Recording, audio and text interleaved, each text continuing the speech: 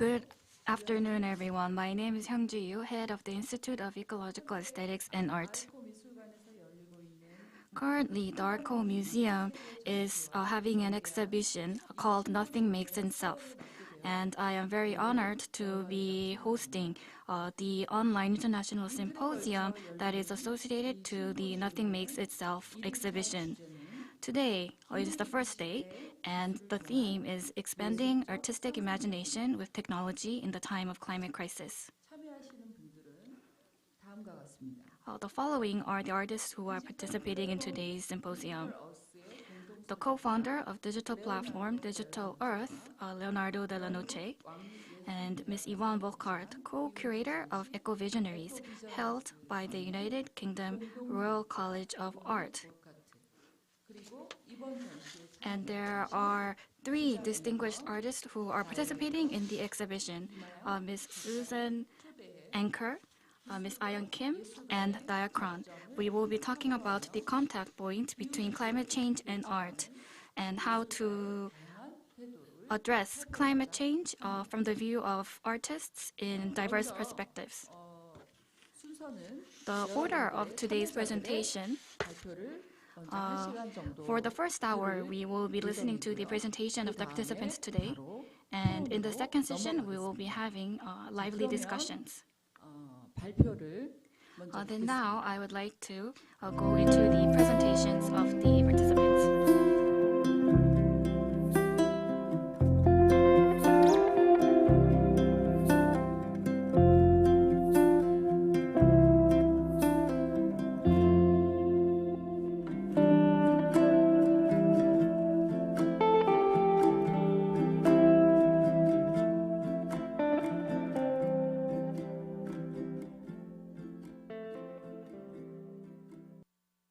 Hello everyone and welcome. I'm Leonardo Dellanoce, co-founder of Digital Earth, and I'm very happy to be, here with you remotely.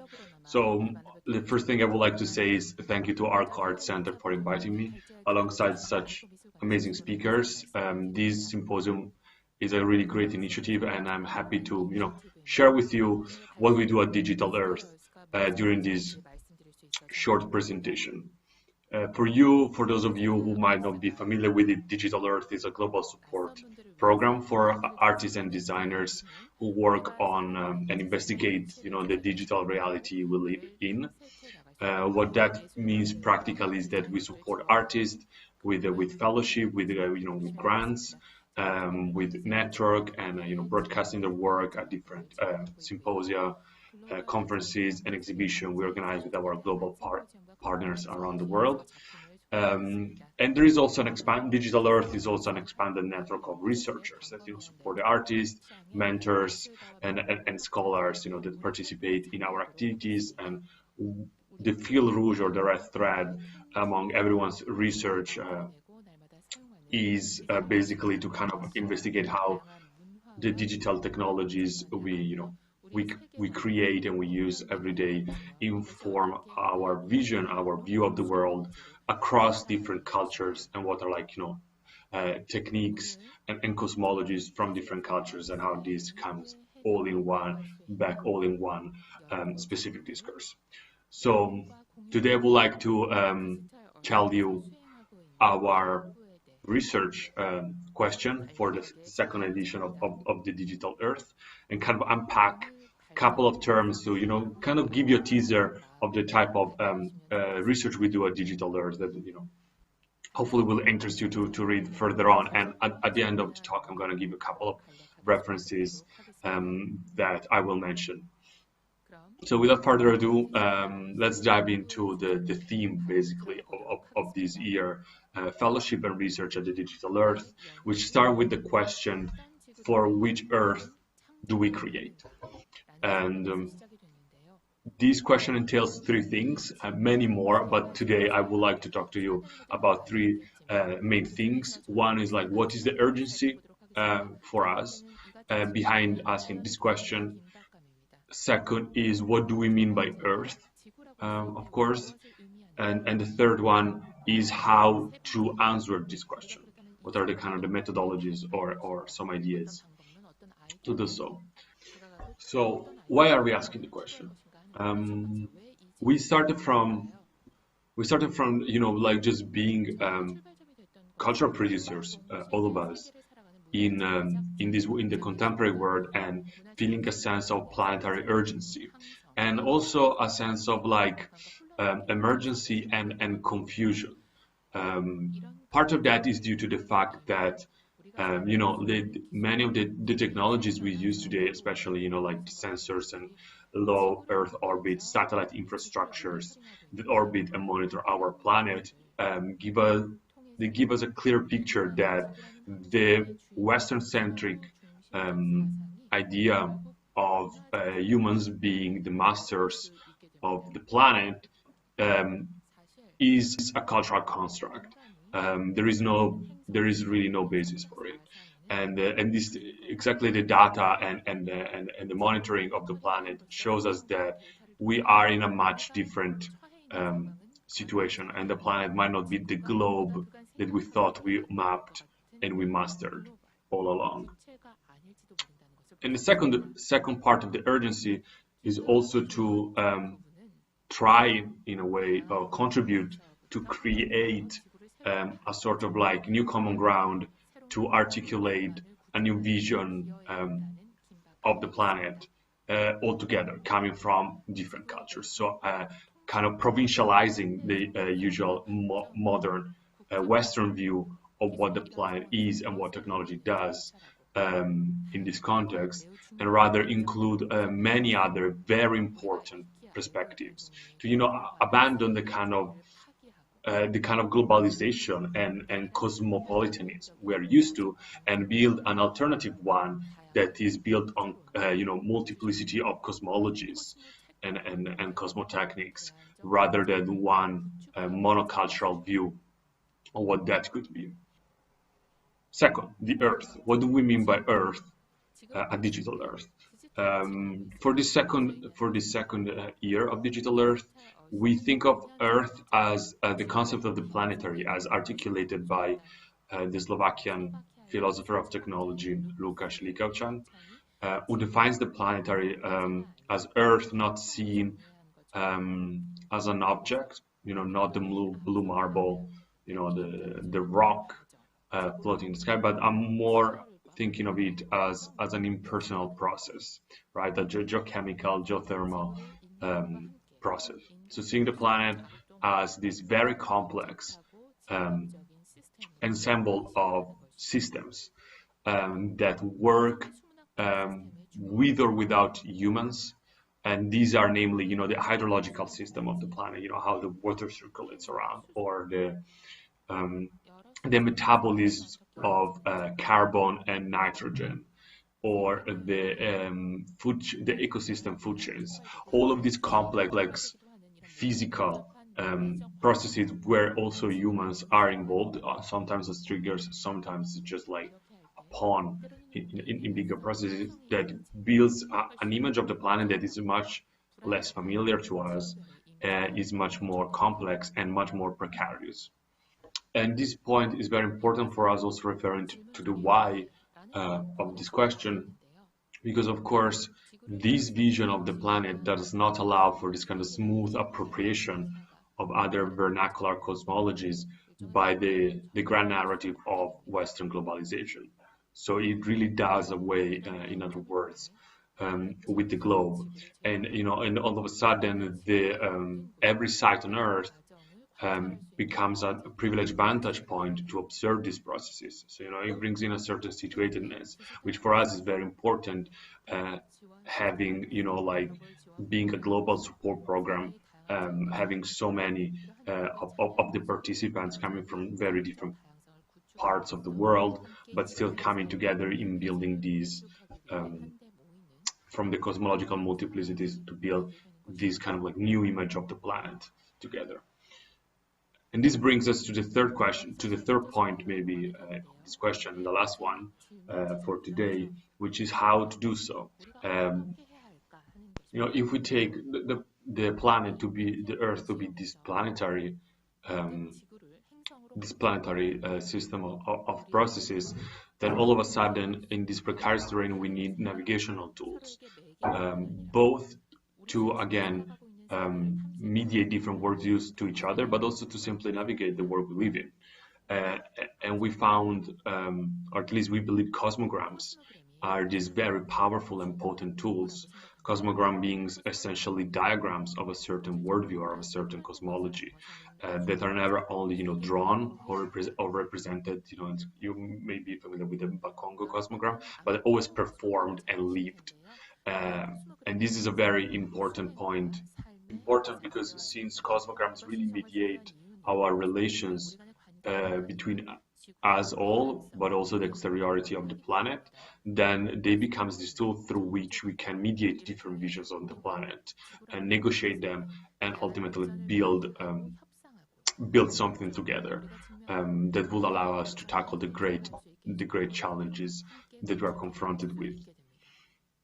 So this is just a teaser. I hope it was clear enough. I hope you're interested to hear more, and I can give you the references. You can read more about our research at digitalearth.art.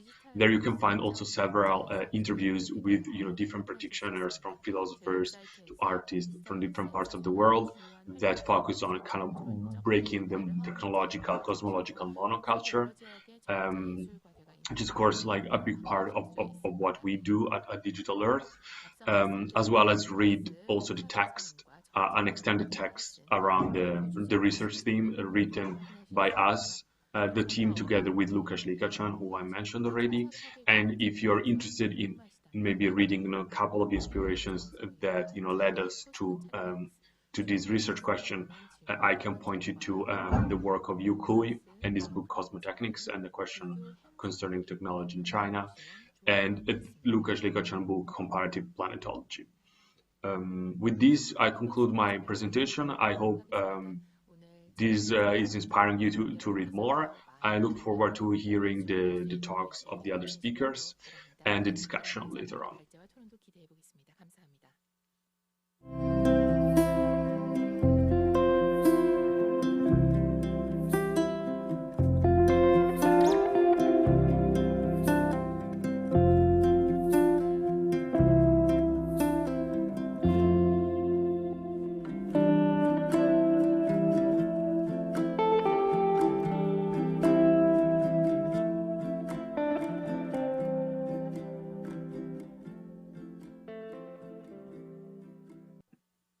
Hello, everybody. I'm very happy to be part of this conference. It raises questions that are deeply linked with my research project Ecodata, Ecomedia, Ecoaesthetics, which I directed from 2017 to 21.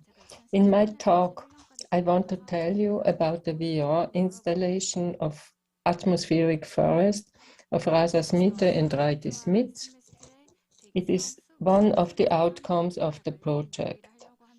Starting point of Ecodata, Ecomedia, Ecoaesthetics was the observation that the belief in technologies as tools in relation to information is widespread in both technophile and critical discourses of the Anthropocene.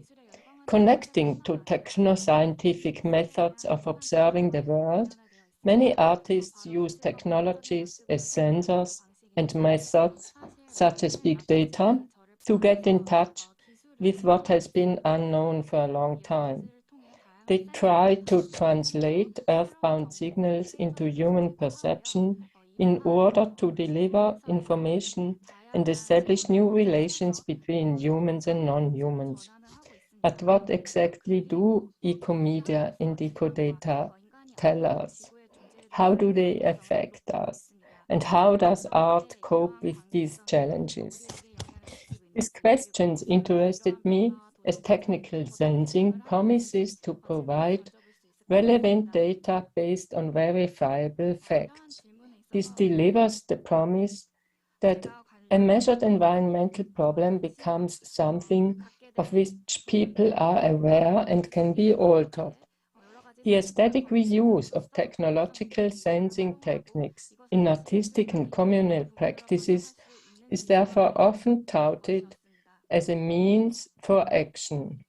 Furthermore, technology-supported sensing involves the actors effectively, generates their own visual and audio realities, and the sharing and reuse of the collected material enables them to feel a sense of participation in a common cause. However, I'm critical toward a too euphemistic perception of the social, political, and ecological power of technologies. Therefore, I maintain that the transversal potential of the artistic projects is less to be found in the use of innovative technologies than in aesthetic experiences of coexistence with our fellow beings and in the generation of an aesthetic surplus. Technology would thus be less technology than technique, method, and aesthetics.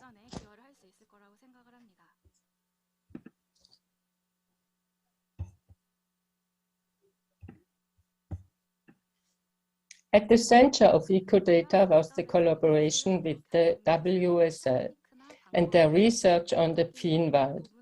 This forest, located in the south of Switzerland, is one of 3 forests worldwide from which relevant data regarding the effect of climate heating on forests have been collected, and experiments conducted for almost 3 decades.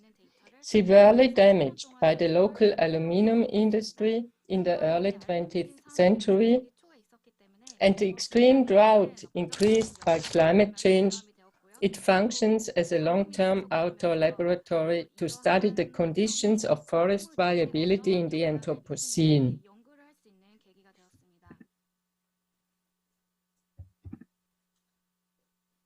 Although partially a natural forest reserve, the days of this 10,000-year-old and largest contiguous pine forest in Central Europe are numbered.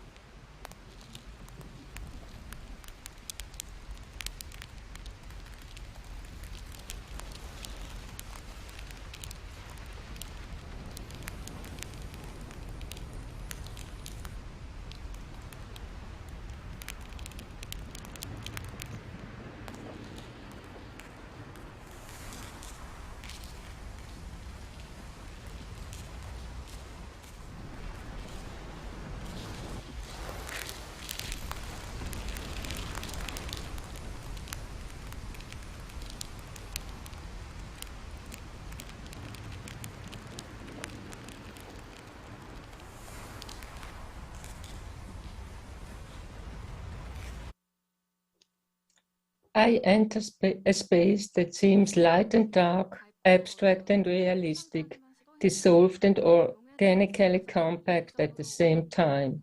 Tree trunks lie on the ground, branches, leaves. We drive up a long trunk to the ground, which sprays and flames. Then we are down again. Do we go inside the tree? There's no outside. There's no inside. Just particles dancing, dissolving, it crackles. The trees are like vents, throwing thousands of shining particles into the blackness of the surroundings. The trees are machines, organisms, constellations gone mad, breathing beings that are frighteningly alive and eerily beautiful. We experience them as alien things that we no longer understand. During her collaboration with the Swiss Federal Institute for Forest, Snow and Landscape Research, Rasmussen learned that trees not only convert CO2 to oxygen, as is commonly known, but that they also secrete resin, produce volatile gases, and even emit CO2. These volatiles have a strong smell and are called VOCs, which means volatile organisms compounds. They consist of various chemical molecules, for example, monoterpenes, which are the basis of the most well fragrances and balsams, such as pine oil or turpentine. Trees use this sense to deal with heat, ward off parasites, or send warning signals to symbiotic creatures. They have a massive impact on the atmosphere, combining with other chemicals and leading to complex feedback loops that potentiate existing climate problems. For example, they increase ozone concentrations in polluted atmospheres while reducing them in clean air. In the wake of the current drought and heat stress, certain trees, like the pines, are beginning to emit more VOCs. The details of the interplay and how soil, water trunk, and other plants are involved cannot yet be fully explained. It is the subject of extensive research.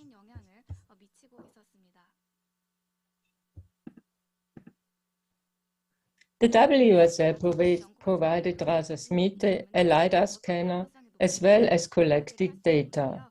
In the video, there is a place where you can see the scientific representation of the number of emissions. There are abstract waves in flux with the name of the gases, which don't tell us much. 𝐸𝐸, on the other hand, animated the images of the forest taken with the scanner according to the data parameters. So their way of implementation is seducing and speculative, because trees probably do not emit the VOCs like smokestacks. On the other hand, the data used to determine the animation rhythm and amount of particles is real, and the process itself is scientifically proven. 𝐸𝐸's strategy could be called appropriation of the technological and mixing of abstraction and corporeality. Thus, 𝐸𝐧𝐚𝐿 went into the forest with the LiDAR scanner to scan individual trees. Scientists also do this, but this technology tends to be used more and more to take large-scale images from a distance, for example with drones. This means that scientists no longer must go on site. In atmospheric forest, the audience must enter the forest using VR technology. The atmosphere is artificial, but intimate and touching. We are enveloped by the density and activity of the emitting forest, and our approaches to situate ourselves in this event. What we might experience by this project is a strange way of joy, stemming from the situation that those beautiful images of which we became part of are effects of climate heating and planetary destruction. The project allows us to face this catastrophe and to experience it as a strange and contradictory way of surplus.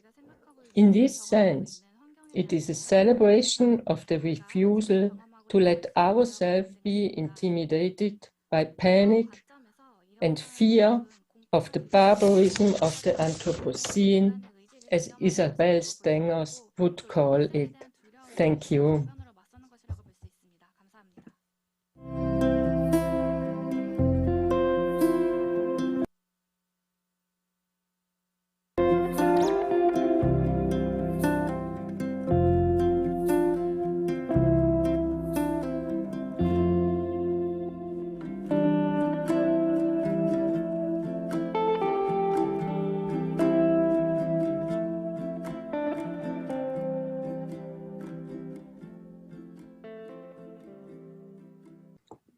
Hello, my name is Bjarke and I'm calling in from Copenhagen. I'm part of the arts organization Diakron, working in an, you could say, interdisciplinary way with art in relation to climate science, in relation to biotechnology, and in relation to computer science mainly. What you see here is a work we made together with the artist Emil Rønn Andersen, who is also a Danish artist who developed his own patented simulation technology, which is basically like a lighting system that simulates environments in a given space. And this work called Scries was made for the 13th Shanghai Biennial, and the basic idea was to take a kind of an artistic simulation machine and couple it with the simulations of climate science, and in a way also trying to couple the intentionalities and societal role of climate science with the intentionalities and kind of the way art produces knowledge or societal impact. And what we're doing right now is we're developing the second edition of this work, or the kind of sequel for this work, which is basically trying to take all of the relationships created during the 1 year that we made this work, and the kind of the insights and also the technological developments made to Emil's machine, and to kind of bring that forward. And I think for the symposium, I think the questions that we're really interested in asking are kind of the same questions that we're working with in the sequel, which are basically thinking about how can the kind of the competencies of artistic simulation in working with fiction or aesthetics or kind of imaginaries, how can that be coupled or have an impact on the simulations that are created in climate science. And this is not only in the sense of kind of Earth system models of these large-scale simulations that lay the ground for IPCC reports, for example, but they're also relating to kind of more physical or ecosystem-based simulations, like trying to simulate how something like this in the image, like something would grow under 2070 under the climate conditions, predicted climate conditions in 2070, for example.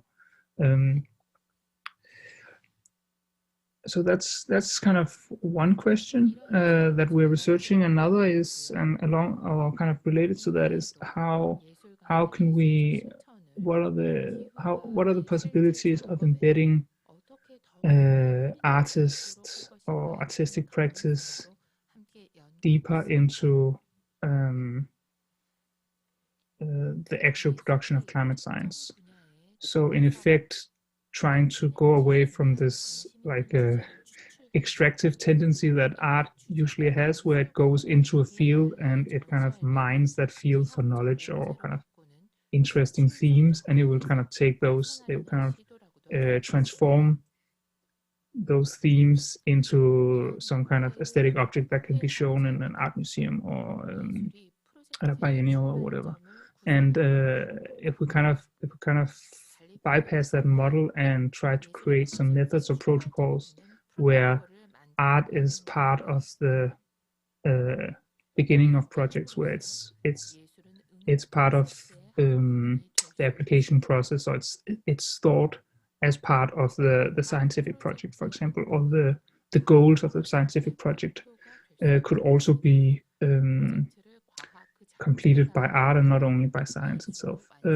So I think that's a kind of a general question I think is super interesting to talk about today, is this question of how can art become involved in different ways, and what can be its role in relation to, in our case, climate science, but also in a large degree in in businesses, NGOs, governmental processes that work with the societal changes that climate change brings about. And I think the last question for me is what kind of infrastructure is needed to do that? Like what changes in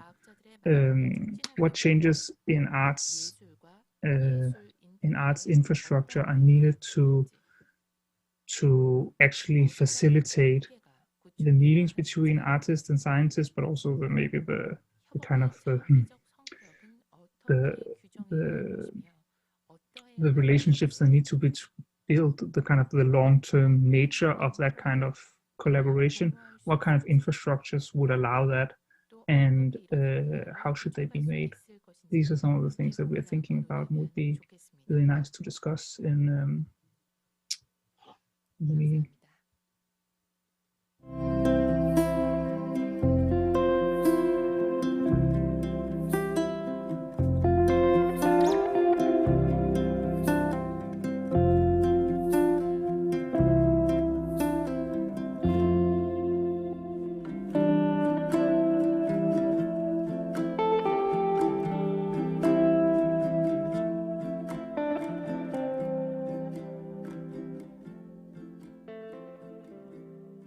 Welcome, everybody. My name is Suzanne Anker, and I'm here to discuss with you some of the images that I have been making that refer to the concept of remote sensing. And because we live in an age of accelerating bits and bytes, images are acquiring a novel and unique power. By mediating experience, they develop networks between what is real and what is virtual. And as computational barometers and indicators, such images link contemporary culture to other forms of knowledge acquisition, including scientific innovation, unpredictable representations, and theoretical speculations. For example, in my work entitled Remote Sensing, I refer to current digital technologies that can picture locations that are either too toxic or inaccessible to visit. Using state-of-the-art satellite data, remote sensing apparatuses are now employed to computationally picture such spaces. An extension of digital photography, these images garner information electronically to forego on-site investigations. From outlining discrete landmasses to choreographing depictions of planetary heat maps, being there is not the primary method for mining data. As geography becomes digitally remapped into data sets, access to territories merge, the urban with the rural, the contaminated with the pristine, and even the retreating glacier with the desert. As we can see from the pictures of thermal imaging, we can assess the amounts and positions of both chlorophyll and carbon dioxide, for example, as they move through the world through time. And the color variations allow us to create hypotheses of what kinds of geographical conditions are present. Now, of course, we could never do this without aerial photography or the origins of aviation. And the desire for flight with a top-down overview is essentially a modernist idea that erupted in art and design and architecture. Flight has always been a challenge, a dream, a desire to mingle with the stars and clouds and soar into space. From the advent of kites in the 5th century BC in China, to attempts to assemble wings from feathers, to the inauguration of hot air balloons, all played their part as tributes to the human desire to be airborne. And here we can see pigeons used by the military with cameras adjusted to their necks to photograph perhaps enemy territory and bring home the results. Nadar, the most famous photographer of his time, was the first aeronaut to photograph from the air. Part showman, part eccentric, he was very interested in the views from the balloon apparatus that could take him soaring over the city. Now, the early century also brought bitter conflicts leading to World War I and the use of aeronautic wartime machines. And such as that, it provided a vantage point, creating novel emergence of perspective. One could see at once bodies of water, land masses, urban centers, and what these photographs did was to recontextualize the real into an abstract depiction. This idea interested the revolutionary artists of the Russian avant-garde, particularly Kazimir Malevich, in his suprematist composition, Airplane Flying, 1915. Here he reduces the composition into free-floating rectangles in black, blue, red, and yellow on a white ground, akin to both an airplane with its crossed wingtails as well as an aerial view of a city. This work addresses the way current technologies alter our perceptions of the unfolding world. Such geometric patterns became instrumental, affecting the rise of non-objective art by dematerializing traditional representation. Artists have always been intrigued by maps, part image, part diagram. The map serves artists with issues of scale, site-specific areas, and images even of meandering networks. As an abstract entity in itself, maps contain and convey information graphically, spatially, as well as topographically. And here we can see my remote sensing images, which present aerial views of still life objects that appear as micro landscapes. Here, insects turn into networks and flowers into land masses through a conversion from two-dimensional digital imagery into three. So what we see here is another way of analyzing and constructing new forms of vision which have revolutionized art through the technological apparatus.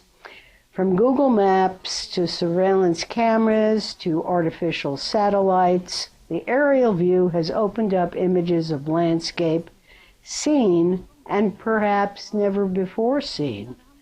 Whether for political purposes, ecological measurement, or weather systems, remote sensing devices have become a navigation system for artists and architects. Thank you.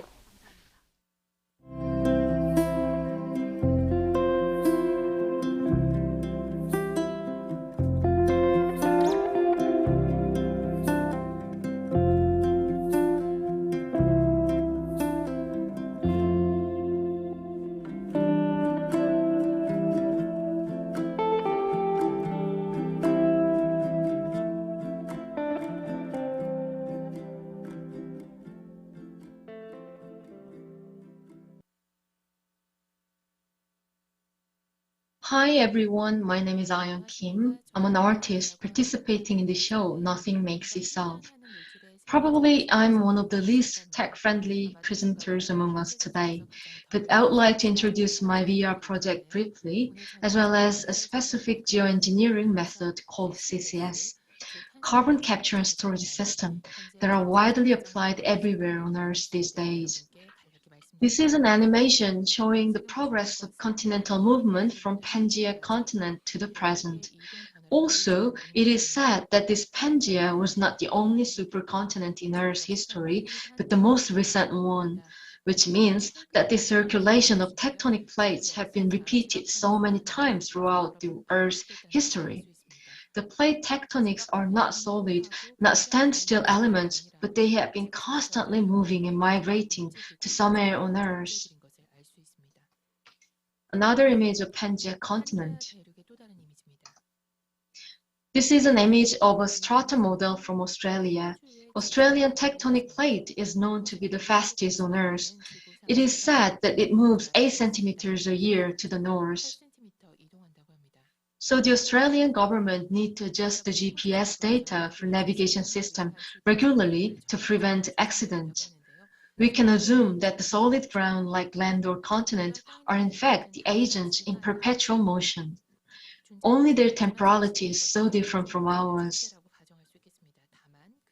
In her book, Vibrant Matter, Jane Bennett declares that the stones, tables, technologies, words, and eatables that confront us as fixed or mobile, internally heterogeneous materials whose rate of speed and pace of change are slow compared to the duration and velocity of the human bodies participating in and perceiving them. Objects appear as such because their becoming proceeds at a speed or a level below the threshold of human discernment. So this is the part that I just read from Jane Bennett's book, Vibrant Matter. Now I would like to introduce the exhibiting VR project of mine, which is called Surisol POVCR. POVCR is an acronym of Point of View Corrosive Reality, coined by myself, and it scratches both the convention of video making with the words like point of view and VCR, that is a perished medium that was widely used a few decades ago. As a speculative fiction set in the near future, the Surisol POVCR deals with several extrapolational elements. In this future, the use of fossil fuel came to an end, and the eco-friendly seaweed fuels have become the society's main energy source.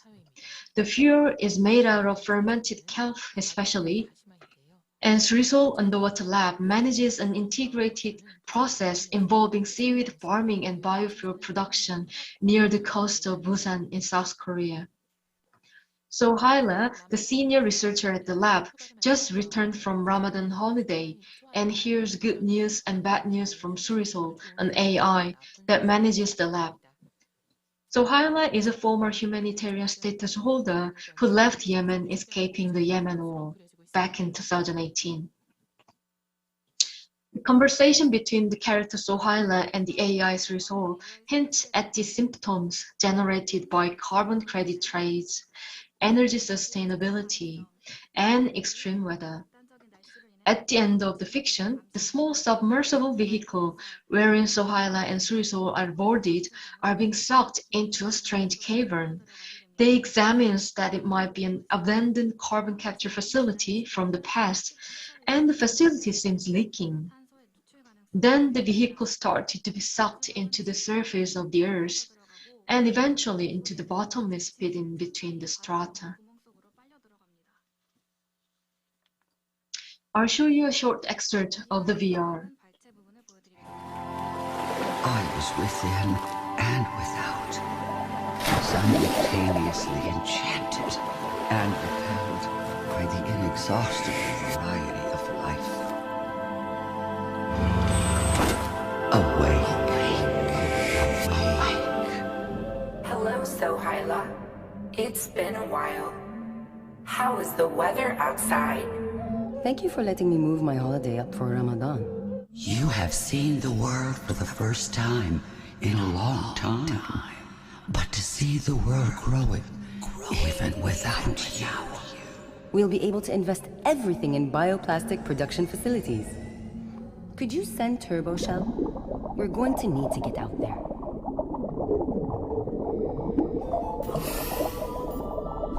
I haven't been out for a ride in a while. It's great. Near the number 13 drone buoy and marine zone. The autopilot is not working. It can't be. I don't believe it. What sort of reality are we in? Just close your eyes until it's fixed. I'll cover that holes you see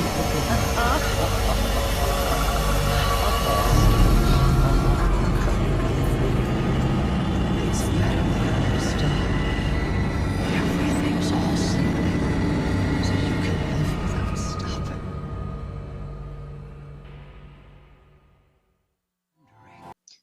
So here in the project, one of the settings of the future backdrop is a geoengineering called CCS, Carbon Capture and Storage System. For me, this is a kind of fearsome and provoking concept that turning the porous spaces of the Earth into the carbon storages. In 2021, there were 66 facilities like this on Earth. The Global CCS Institute announced that 40 million tons of CO2 was captured in 2020 with these facilities. It was 0.1% of the total CO2 emissions, it is said. This technology is said utterly environment friendly and safe. I'm sure it would be, but still, the idea of sucking the natural element like petroleum and natural gas out of the porous spaces and then injecting something else seems already bizarre, and it opens up speculation for me to make the fiction. Eventually, the porous spaces are to be filled with CO2. Capturing the carbon is being held directly from the air using chemical fluids or absorbents. Then people ship the carbon through cross-border pipelines to carbon storage markets. Also, it is said that the blockchain technology can track the process. So this is already functioning, widely functioning geoengineering, as you see in the map. Also, this was an extrapolation of my fiction in the future backdrop. I couldn't stop thinking though, in the possible future, if the carbon capture storage doesn't function well.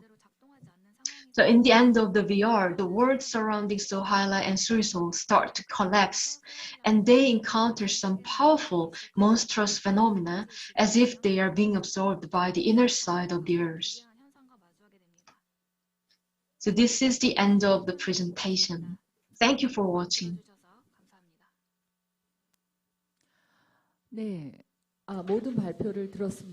So that was the presentation that we prepared. It was very interesting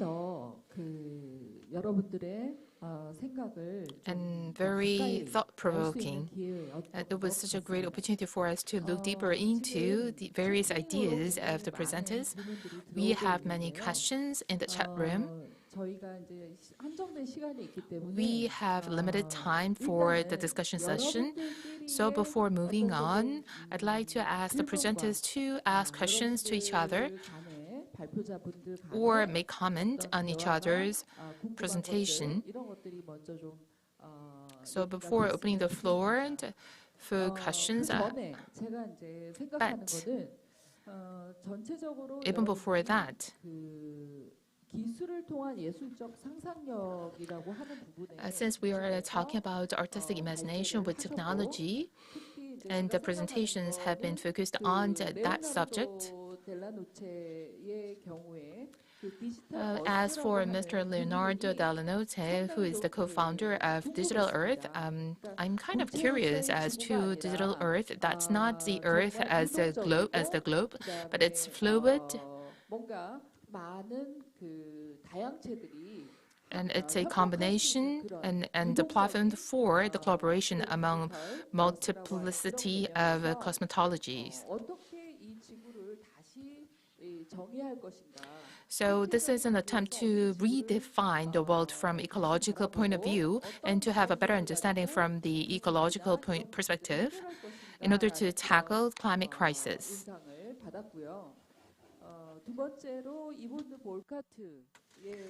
And for Ms. Yvonne Volkart, you talked about the projects of eco data, eco media, and eco aesthetics.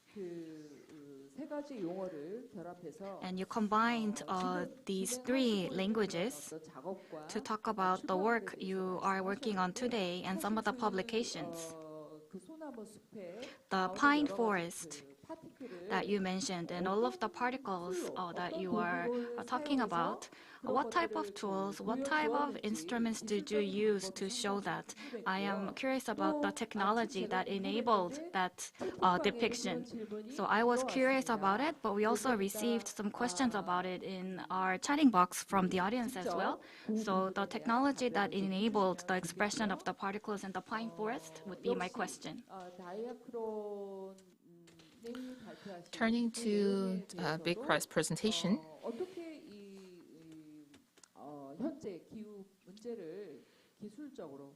how to interpret and tackle the climate crisis with technology, and how to collaborate with institutions and businesses to lead a discourse.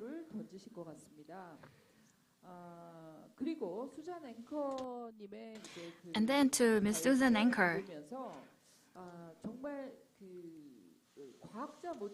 So I thought that you had a lot of information, a lot of scientific information.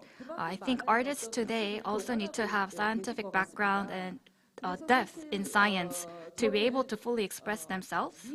And so I thought in the future, when we talk about climate change or to address environmental issues, I believe that artists and scientists need to cooperate and collaborate with each other.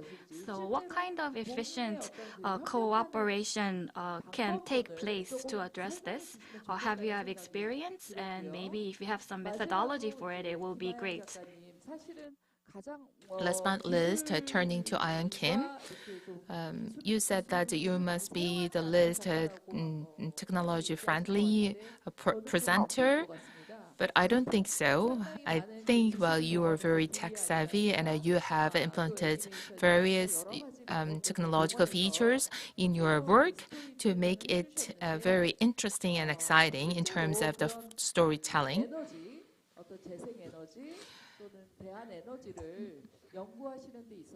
In researching alternative energy and renewable energy and energy sources, how far have you gone in your research, whether you have been collaborating with other scientists as well? So this is my question to Ayan Kim. So these are my comments as well as the questions to the presenters. So I'd like to hear from you as to my questions, but how shall we proceed? Is it okay for me to ask you to address my questions first? Would that be fine for you? So this is a free discussion session, so we will take turns. So please address my comment and question first, and then we will move on to the next part. First, I'd like to turn to Mr. Leonardo Dellanoce. Please. Yeah, sure. Thanks for your comment. I think, yeah, one important thing maybe to mention to start answering is that, of course, Digital Earth is not only focused on climate change per se, but that's a huge topic of just existing in our reality, and technology is such a big part of our response and our understanding, as you know, the other also speakers proved with their work and with their talks. For us, you know, we kind of think that the kind of common ground we can build to tackle culturally, politically, as well as technologically these problems, this kind of cosmological confusion we have, and maybe common ground we have to build. This passes through, of course, observing just the Earth and the technology we use to do that, right? Like we kind of subscribe to this idea of Yukui or cosmotechnics. So we have cosmologies, we build technologies according to them to test if they're right. Usually they're not, and then we build new cosmologies on top of what we found out with the technology.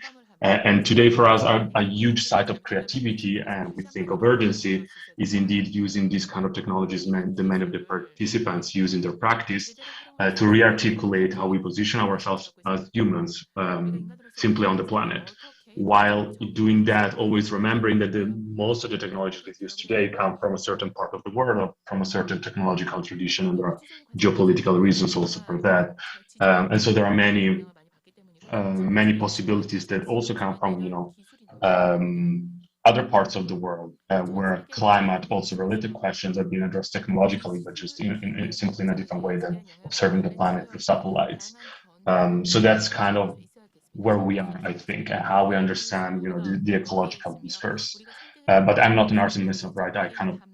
I'm kind of organize things, so I cannot speak for the artists we support. I don't want to take their voice, but that's kind of the intentionality behind starting an initiative like ours. Thank you. Thank you for your simple and very clear answer. I believe the audience would have a lot of questions for him as well. That is why we would like to move on to the next speaker. Next, we will have Ms. Yvonne Volkart answer the question that I asked earlier.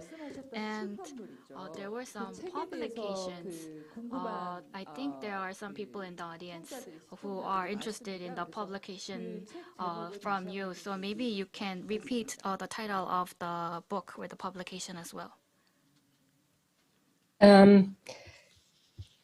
I just sent a link in the chat in which you can see a video of 𝐸𝐧𝐬𝐧𝐚𝐭𝐢𝐨𝐧𝐚. 𝐸𝐸𝐧𝐬𝐧𝐚 is one of the scientists. She was from Finland and was the postdoc student at the WSL.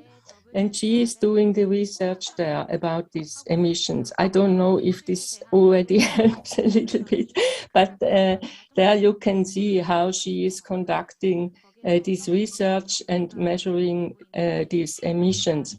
Our publication regarding this 𝐸𝐾𝐫𝐧𝐚𝐥 𝐎𝐾 project is still in the process. So yeah, I'm currently writing about it, and it's not, yeah. Also, I'm a little bit behind, I have to say, with the website, but I can send it to you. We are working on that because there are also a lot of videos of the scientists, how they depicted in which they can talk about this research, and also what they found, what the art brought them. I don't know if there is another question of you, or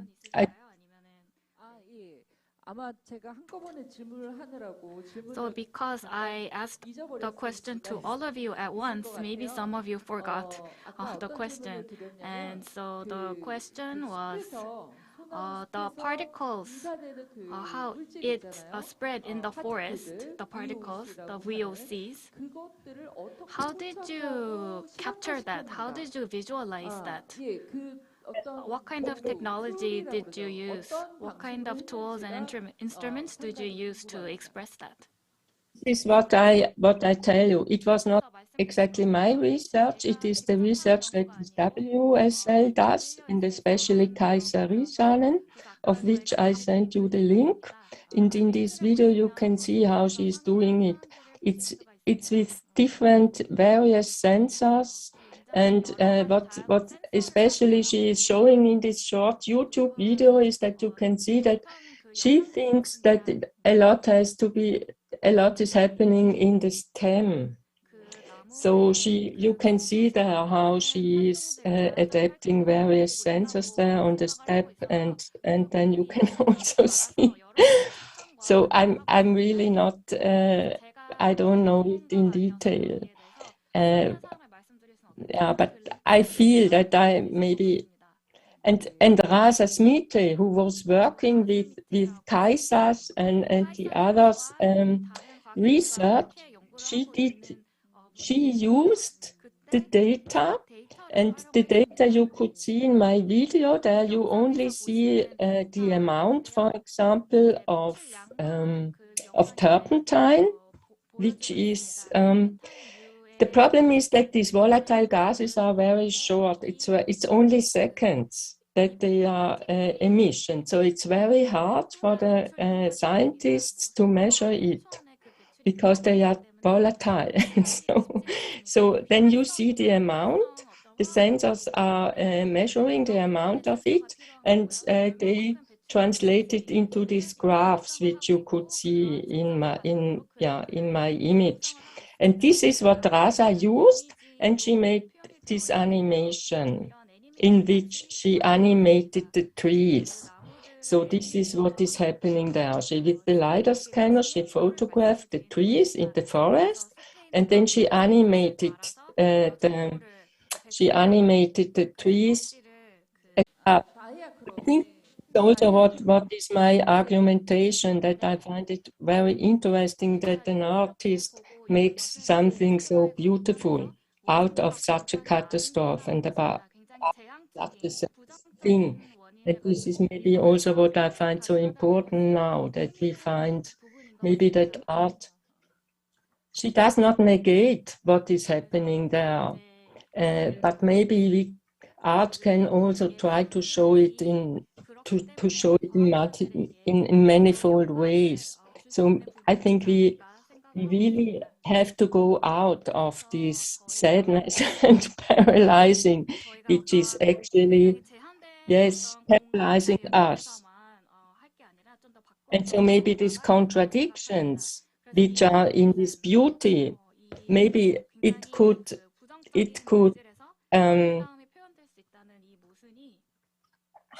yes, it could bring us into other ways of actions.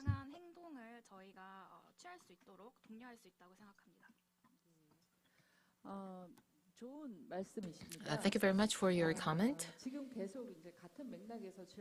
In the same vein, I have asked various questions. Now I'd like to turn to Bikra from Diakron. So my question is in the same context.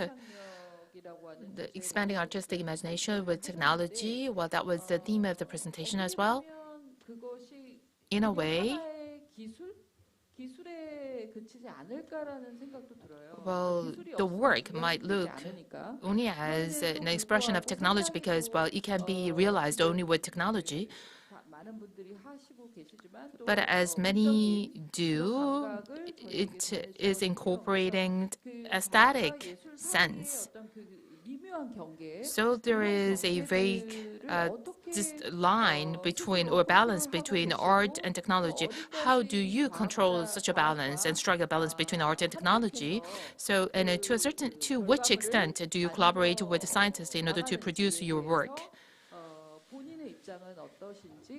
So this is my question to you, Bikra. Well, I can. One way of answering that is there's not really a fine line between the art and the technology. In this case, the technology that we're working with is actually an artist who developed his own technology for kind of 10 years, which is, it's patented, so it could be commercialized, but he's using it mainly for artistic practice in a way. So it's a way of thinking about or developing technology that's based on a different logic, you can say, than a kind of a capitalist or startup kind of model for how technology should be developed. So in that sense, like the technology that we're working with is from the outset quite ambiguous in its role between, you could say, like an artistic tool or a functional technology that can also be commercialized.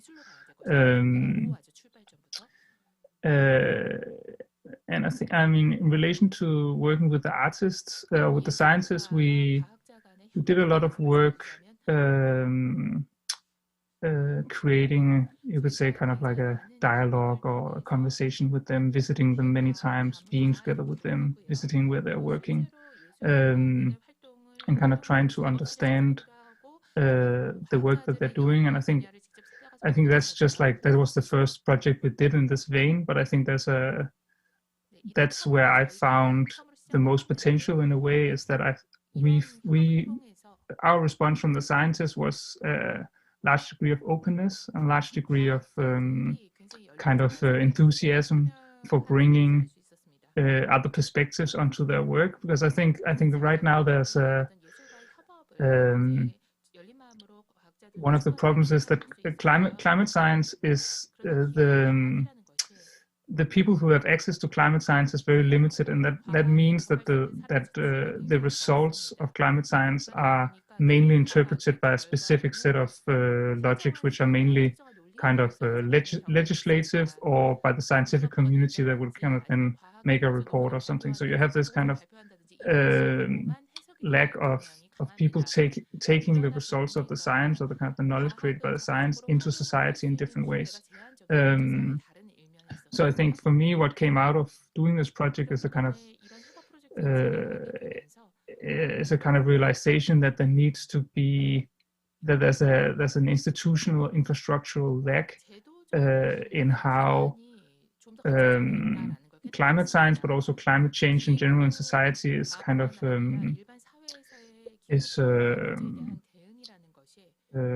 processed or societally processed, and I think that's where the infrastructural element is very important to think about, because many of the institutions that we have in art, but also in general in the cultural sector, are really they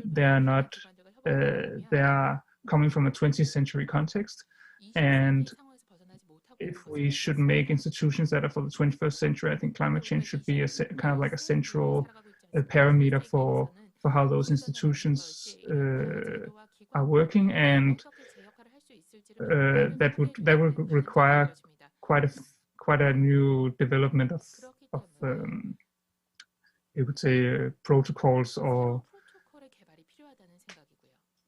drivers or missions or aims or goals of those institutions that I think are, I think it's extremely important moving forward, but it's also a field that's quite nascent, and doesn't have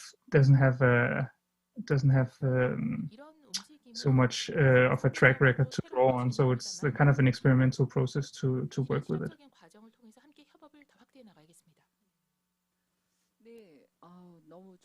Thank you for that great answer. I think it's also a suggestion that we need today in Korea these days, even more than the Western society, in the area of art, the issues of climate change and cooperation with science. So interdisciplinary studies is just only beginning.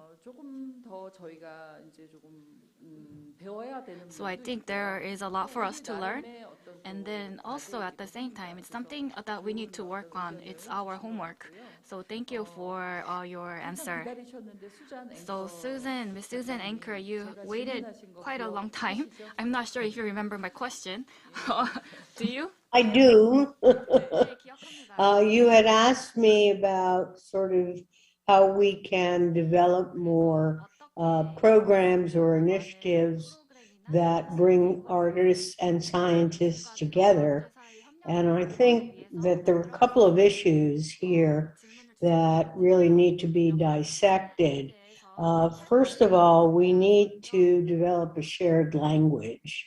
The concept of beauty has come up, and I think that we have to ask ourselves, is there an aesthetics of destruction?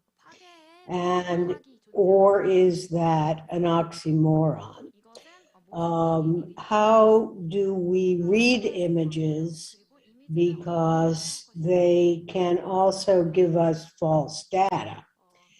The other question that has not been addressed here is the kinds of uses, the plus and minuses of technological use in a socio-economic and political realm. But I think one of the things that artists and scientists share is the development of epistemic practices, meaning that both are concerned with innovation and experimental systems in which tools are developed to predict outcomes. But there is the alternative to scientific methods, which artists are very familiar with, which concerns the recognition of chance and how that can operate outside of expectations. And we've seen this a lot in science with with penicillin, with rubber, with mirror neurons, etc. And certainly in art, it is part of the practice.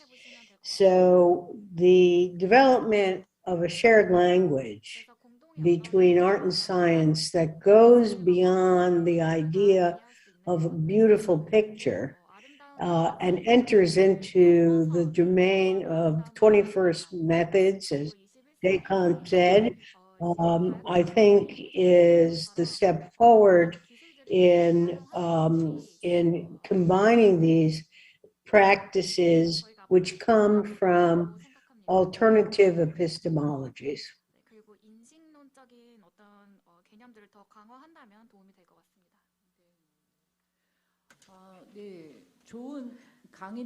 So it feels like I've just listened to a really great lecture. So thank you for the answer. Well, I really appreciate all the insightful answers. Last but not least, I'd like to ask my question to artist Ayon Kim. So the actual energy source, the research into the alternative energy sources, I believe you have collaborated with many parties. So where did you get information and where do you get information and how do you apply that information into creating a scenario? So this might be sharing your know-how with us. Well, to be honest, I haven't met any of the actual biofuel researcher in my lifetime, but I could access all the information, fruitful information through online and several theses I had read. In my fiction, I set up these settings and future backdrop that biofuel, especially made out of mass macro seaweed, which is especially kelp, that we can find everywhere in the east coastline in South Korea. So it was a very geopolitical setting, actually, I inserted in the fiction. But I'm not quite sure if this seaweed biofuel can be really dispersed in the future. But it was, well, from my research, it seems that it's one of the possibilities for the alternative renewable energy source. And the other thing is, I had met one geoengineer who develops the softwares of finding the most safe and accurate spot for drilling underwater rock to extract gas and petroleum. And he said that these days oil companies focus on the CCS technology, most of the oil companies, and they try to turn the half empty petroleum pit or oil field into the carbon storages. And this idea of injecting carbon or dumping carbon into the oil pits were really terrific and bizarre for me by just imagining how it actually functioned. So that was the beginning of my fiction of this VR. In fact, the VR project is part of a broader series which consists of a video, single channel video, and other short installation projects. And this VR is in the middle of the broader project. So probably I might be able to get in touch with other more scientific researchers in the future. But for now, this was all from my imaginations and imaginings. And the other thing I would like to talk about in terms of climate change and artist function of making art in this urgent era is, from my point of view, I've been mostly working on various precarities and precarious entities, including migrants, not only human beings, but minerals, stones, and data. Data are really a highly precarious entity these days, I found, as well as human beings. And this climate change would ensue the mass migration of people, for sure, in the future decades. And I heard that several IT companies already started to invest a lot of budget into the biometric detection system for the future refugees. And this might be a problem of surveillance and data protection of one precarious being. So I'm quite interested in this aspect of future technology of surveillance and how it would work for refugees and migrants.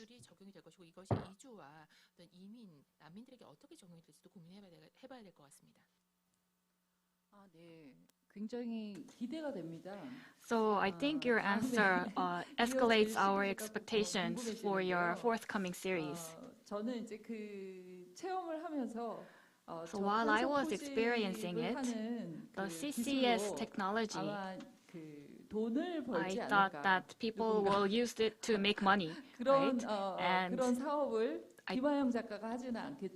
not by Ms. Kim, but someone will use that technology to create a business, I thought. So we are having a very interesting and lively discussion. Now, if you have questions to each other, I think this is the right time. I think the artists today,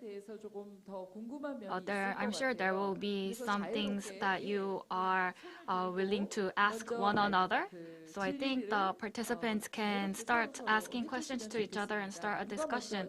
Does anyone like to begin? I would. Hi, Susan. You were about 0.1 second ahead of Yvonne, so I think we'll give the chance to Susan. Thank you very much. I have a question for Kim, which has to do with the carbon storage. What happens to it? Right. Well, I've watched several presentations provided by a CCS institution. There is a global institution called CCS Institute, and they provide so many amazing informations about how it's actually functioning in geoengineering aspect. And well, the presenters related to the topics are mostly from tech companies and oil companies and well, big companies. And now oil companies turn their eyes into this carbon, well, extraction and storing technology. So they technically just started to use the half-empty drilling hole into carbon storage. And they capture carbon directly through the air. It's really amazing idea. It's even magical for me.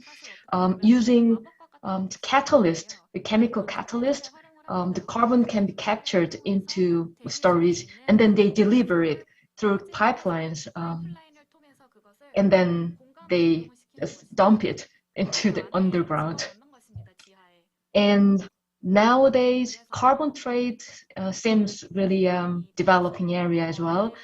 And highly developed countries sell buy carbon tickets from less developed countries who has got less industrial infrastructures. So this trade is already based on the hegemony between the countries and power relations in the world and geopolitics, obviously. So yeah, these are what I found so far.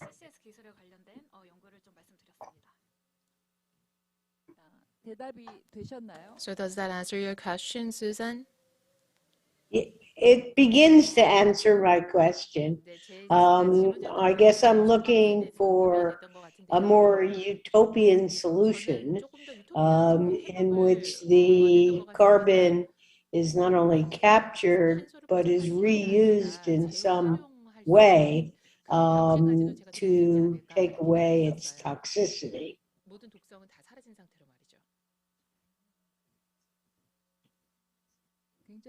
Well, Yeah, that's truly utopian solution. Well, if I can add just a few sentences, that I heard that macro seaweed like kelp, they actually absorb a lot of amount of carbon while growing. Some species can even grow 1 meter a day, so they actually generate no carbon, but consuming carbon. So, well, yeah. Thank you.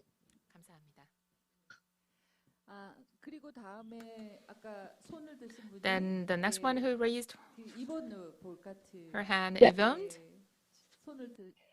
Question was also to Ayon Kim, and I wanted to ask you in the video sequence which you showed, I had the impression that the aesthetics or the format is something between a pedagogical format, that it's somehow instructing us also, and also advertisement. So I'm not so sure if there is any irony in it or not. And I wanted to ask you what intention, right? Point of view. Right. Thanks for the question. That was my first VR project, and previously I had no technical information how to make the VR. So this was my first time to work with a good developer, and he actually taught me how to approach to use this strange media. I still think that VR is very strange medium, which I enjoy very much. I myself is mostly making video and moving image materials, and this conventional video making utterly didn't function well in VR because of this point of view experience, differentiates every experience. Also, just once the audience wears this VR goggle, they automatically be in both in the virtual reality and the actual physical reality. So this overlapping realities create completely different problems, I think, issues and questions. So I really enjoyed it, tackling this overlapping entities. And you mentioned the pedagogic aspect of this VR project. Well, because I follow several references in games, online games and video games while making this, it was almost unavoidable to make this interaction aspects of collecting, for instance, collecting seaweed or whatever and driving things. But in the end, I couldn't make any interaction in it because it was highly costly, so I couldn't do that. But there are some elements, but can be seen as instructional or pedagogic, but wasn't my actual intention. But probably the audiences can feel that they're more into this strange reality. So is there any irony in it or not? What kind of irony do you mean? Could you tell me more? Yes, because sometimes what you were talking now, that it's a little bit this game aesthetic sometimes, in which we have this, I can't say the word in English, sorry, these orders which tell you what to do, and so, and this is a little bit what my impression was, that I cannot watch it without also watching it and seeing a little bit an irony, because, you know, I'm not a gamer, therefore I don't come from this community. So in a certain sense, the language is to me very obvious, you know, in this saying what has been done. Right. I cannot watch it without also, yes, without irony, but I'm not sure, you know, I wanted to know. I Right. also a little bit on the border of this, yes, this is how I understand you now, that you were experimenting with this format. Well, I'm not sure if it could be a good answer, but my intention in the end of the VR was to make the audiences to feel a little bit overwhelming or fearsome feelings, but full of this, you know, monstrosity and terror and fear kind of thing, as if they're actually being sucked by a live inner side of Earth. And also to completely identify. I see. Okay.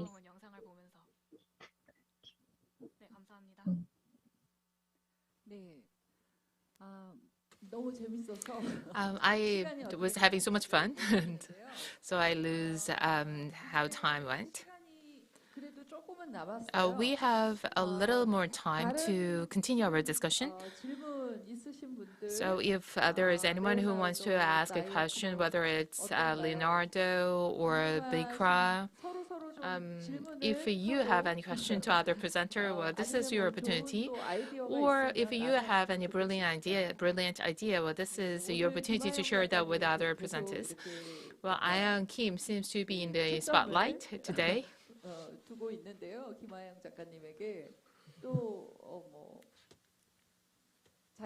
I have tested actually to other panels.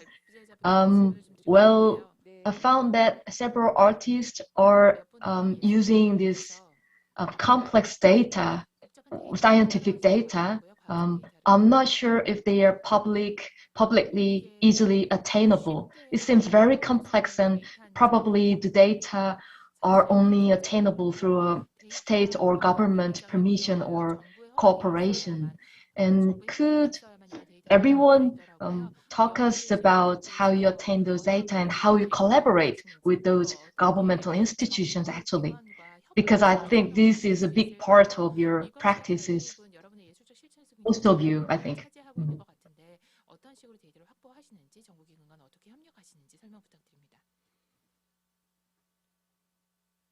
Should I go? I think most of the data is actually publicly available. A lot of, I mean, at least from many of the scientists that we work in Scandinavia, I think the data is publicly available, but the problem is that it's so hard to interpret.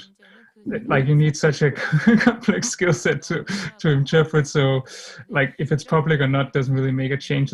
It's more a question of how it's like how that data is mediated. In relation to working with the scientists, I think our mode of working has been trying to kind of develop long-term relationships between us and the scientists. So it's also relating to other work we've done in kind of a transdisciplinary field, where I think from our experience, if you want to, like Suzanne also was talking about, creating a kind of like a common language, that takes a lot of dialogue and a lot of time and a lot of kind of just proximity, being together, kind of understanding ways of working. And like I think you were talking about that as well, Suzanne. There's a lot of overlap actually in the way artists and scientists think and experiment with the kind of the material world. But I think one of the problems for how art and science is often facilitated is that it's very project oriented and very fast, and it has to have an idea before it kind of goes into the collaboration. You know, you have an idea and then you want to make some kind of result that will go somewhere.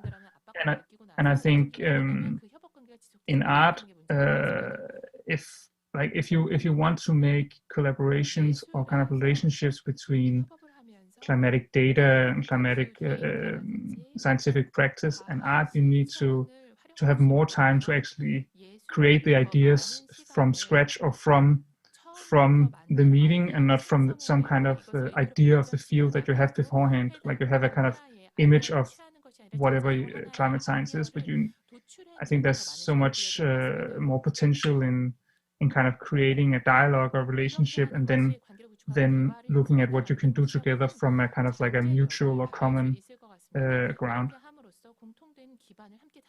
Agree. I have more of a practical answer maybe, because I don't work with data myself firsthand, but we organized a workshop where we use a lot of 𝐸𝐧𝐻 data, so European Space Agency. If you're interested in satellite data, they're very open and publicly available. You have to do the work of interpreting them and passing them through software and so forth.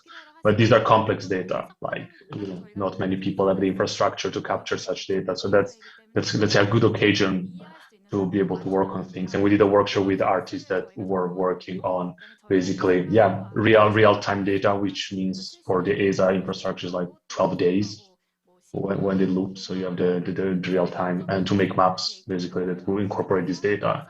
They can take the form of websites or so forth, but that's really in orbit. Great. So I have one question. Then Leonardo, in interpreting and translating data, is it done free of charge, or is it a charged service? To the best of my knowledge, so I'm not a technical guy, but to the best of my knowledge, they're just publicly available. Of course, you have to put your money in the software, you know, that you may use, and your time and so forth. But this is, if I'm not wrong, like just European Union public goods. They're considered to, you know, they're paid by taxpayers' money, so that's why you don't really purchase them. But I don't know if that changes by data sets. Maybe some have higher sensitivity or some are only industry focused.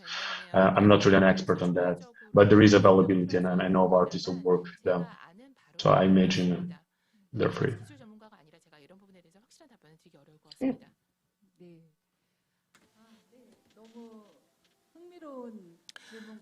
Thank you very much for your very exciting and insightful discussion. We have 10 more minutes to go.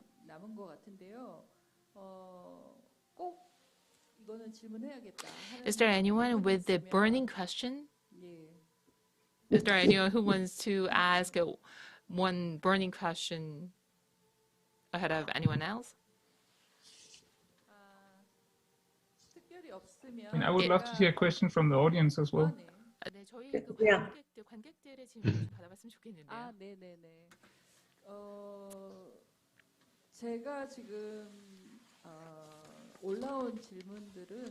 As for the questions uploaded on the chat box, 아르코 미술관 측에서 답변을 지금 개인적으로 이렇게 보낸 걸로 알고 있는데요. the request for information like book references and the link, well, that has been already addressed by ARKO Art Center.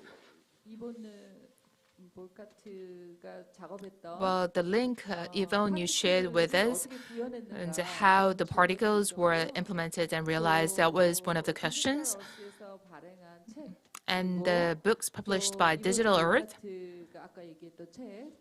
and the book mentioned by Yvonne, well, many people asked a question. So I can see that many artists want to refer to those resources.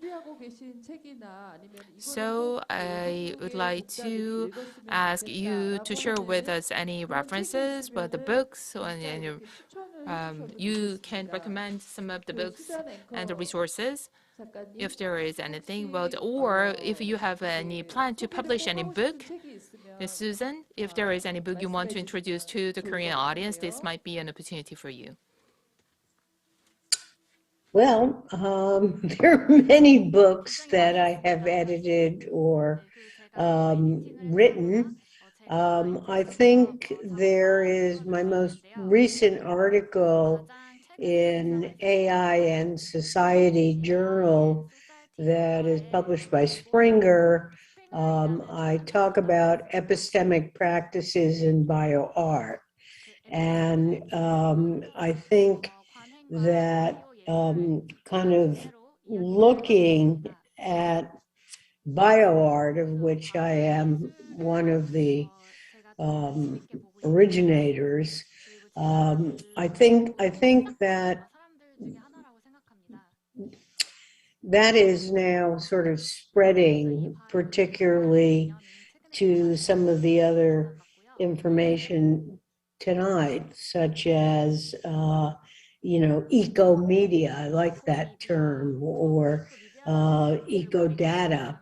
And, bioart is kind of a subset of some of the ecology movements in art and some of the even landscape painters during the Romantic period. But I do think that what I've done sort of in my practice is I started the first bioart lab in a fine arts department at the School of Visual Arts in New York City. And it's sort of a cross between a 19th century laboratory and a 21st century laboratory, in the sense that we have plants and fish and coral, as well as we do molecular testing for GMOs and other things. And what's different about this laboratory is that we invite scientists to come in, as opposed to artists going to a scientific laboratory. And when the scientists come in and see what we're doing, they are very surprised and even feel uncomfortable in this space, because it is so novel to their understanding of compartmentalization.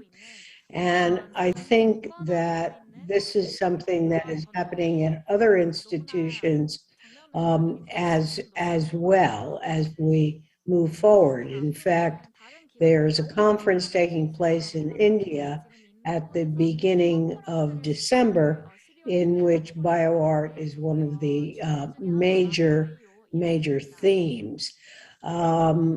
I guess, it's sort of related to ecology, but is also related on a molecular level, which is also data. And I think that what brings us all together here about living organisms, whether it's the Earth or the Gaia hypotheses, etc., is that everything has turned into data. Pictures are data. Human organs are data. And I think making that connection is what we're inviting the public to be part of, because essentially it's the umbrella under which we all live in the 21st century. So I guess collaborations and as Diakron said, a manifesto of collaboration possibilities for the 21st century. We got to get up to speed here. And, there is a lot of things that these collaborations can actually entail. In 2016, a group of students that I led in a project created what was called the Mayo tomato, which we inserted myoglobin into the genome of a tomato so that it would have protein, and you could grow these tomatoes from seeds.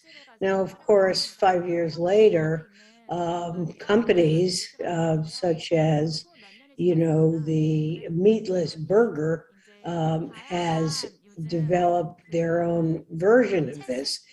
And so what I'm saying here is that artists and scientists are both speculative. And as way out as an idea may seem, it is worth exploring towards a path of new possibilities.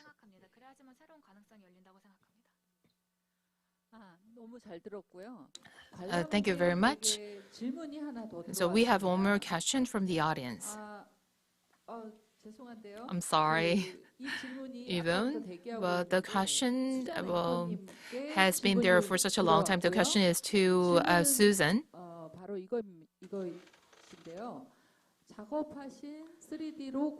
So when you use 3D to deliver your work, when you look at large-scale geography, not just small objects, have you done these type of large-scale projects?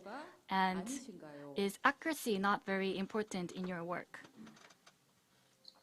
Well, in my work using 3D printing methods, there's no such thing as a copy. There's no such thing as an exact replica.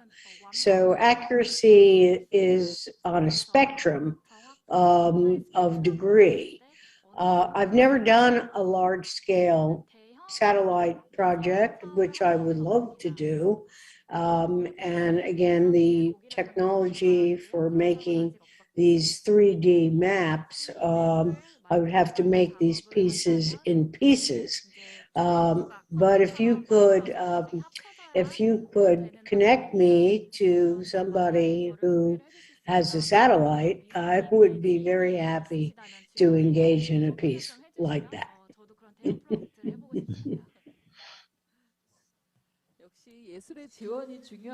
So the support for artists is of greatest importance, right?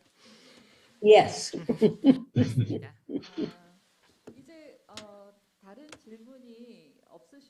If there is no further question, now I would like to ask the prepared questions.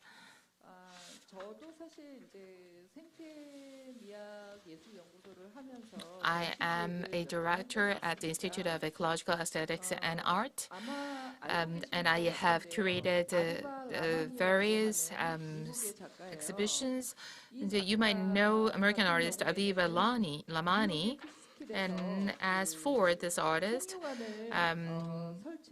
when a company will try to lay an oil pipeline across the forest of Peekskill in the United States, the artist claimed copyright by painting trees in blue, which is non-toxical, and casein-based paint. Well, with the casein-based non-toxic paint, this artist painted trees in blue, and also created a blue tree symphony with the various participants. Well, this artist created a sound art piece, and the reason why this artist created these artworks is by exerting his or her copyright. The artist wanted to resort to an activism so that the forest would not be damaged. So the eco artist is very sometimes political and very active. So what you are currently doing, I believe, is political in some way, because you are fighting against the status quo of the climate environment.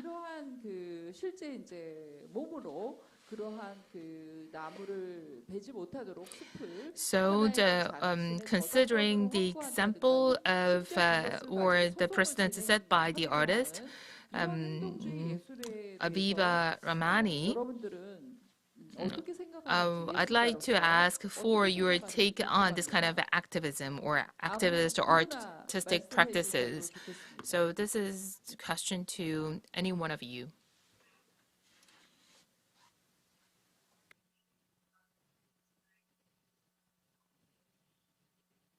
I guess I'll begin answering it since I know her.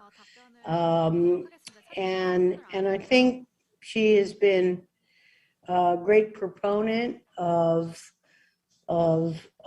ecology and art. I think that activism is a very complicated issue, and that usually it doesn't really do what it intends to do. I mean, we've seen this with numbers of groups, etc. I think the most important thing to do with regard to activism is really to reach as many people as possible, either through conferences, text, teaching, exhibitions, projects, etc. Because what happens a lot of times in activism is it turns into hysterical theater. And I think that probably the only one who has done it well was Greta Thunberg, who was a big hero.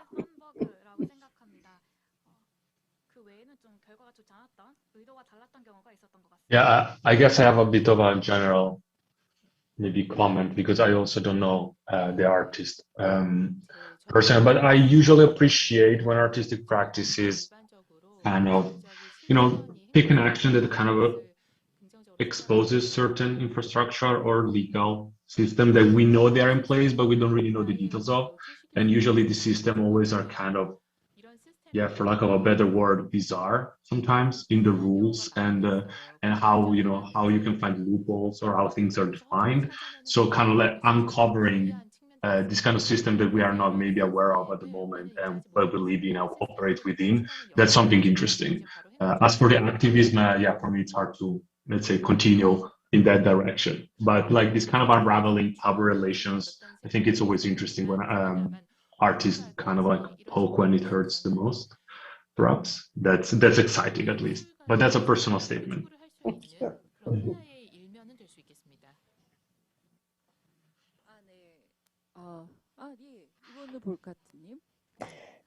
Yes, Yvonne?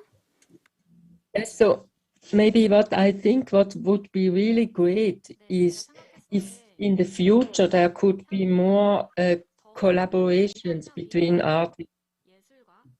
I really miss a little bit that they are working together, and this is because I think we hope what artists do is they do not provide action or change directly.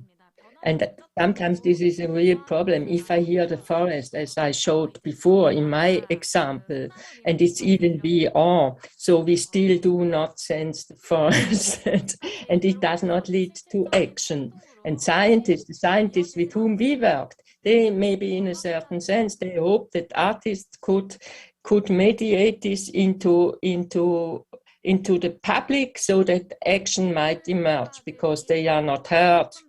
And they are also not activists. Scientists are not activists, and they are maybe more left, but they do not say it aloud. So yes, nothing in the end, nothing happens, and we just saw it now with COP26. So nothing happens in the end, and I yes, in a certain sense, I also feel that what artists do. No action emerges out of that. So I think it would be good if new forms of corporations could be envisioned for the future, so that is symbolic, so that symbolic actions can start, which may involve more people, so that they really feel at rest and want to do something. Because I think the worst thing we have now is that almost everybody thinks nothing changes. If people feel individualized into this totally complex infrastructure, which is eating us. And so artists also believe very much into technology, but technology is also eating so many things. So we are complicit, we are part of this depletion. And this also makes us paralyzed. So yeah. And also activists are part of it, of these depleting technologies. So yes, I think that connections, events which are staged together and go through this actual infrastructural complicity, that could be interesting.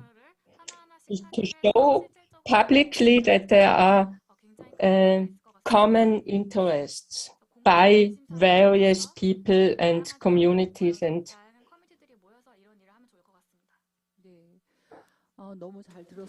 thank you very much. I think it's almost time for us to wrap up. Well, actually, I prepared many questions, but most of them have been sufficiently addressed through your presentations and through your discussion. Well, tomorrow's participants include 𝑇J Demos, who is the author of Against the Anthropocene Visual Culture Environment Today 2017. So the criticism against the Anthropocene. So most of the cases, well, Anthropocene is depicted as a disaster and catastrophe. And the demos is criticizing such an approach. Rather indirectly, what we need to really focus on is the criticism on the businesses which should stop using fossil fuel. But instead, we are seeing so many gloomy images of the low orbit satellites, and well, those images claim that, well, technical capital can tackle all these issues generated in the time of the Anthropocene. So this is one of the questions I wanted to share with you, and I ask for your opinions.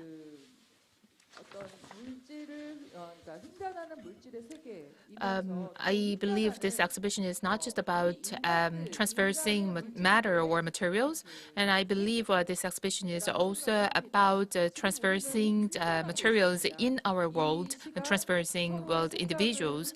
We are transversing with each other, and those transversing affects us, and we are doing the transversing as well. This might be related to the Ratro's A&T theory. So this is creating, in other words, another network here.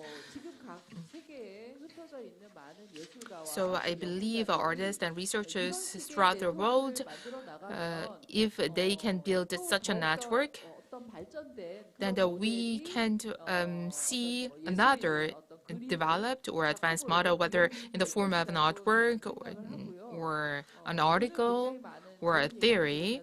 As I listened to such an insightful presentation, I was greatly inspired. I knew Susan Anker as a bio artist, and I met you through your articles. But today's discussion and presentation was an opportunity for me to learn more about you and your approach to climate change. So I was so glad, and I'm very pleased to have such a great session today with all of you. Thank you so much for being with us at such a late or such an early hour. So do you have any last comment you want to make? If there is none, then why don't we wrap this up at this point? Okay. Thank you very much. Thank you. Nice to speak. See you, everyone. Bye. Thank you. Bye. Thank you, everyone.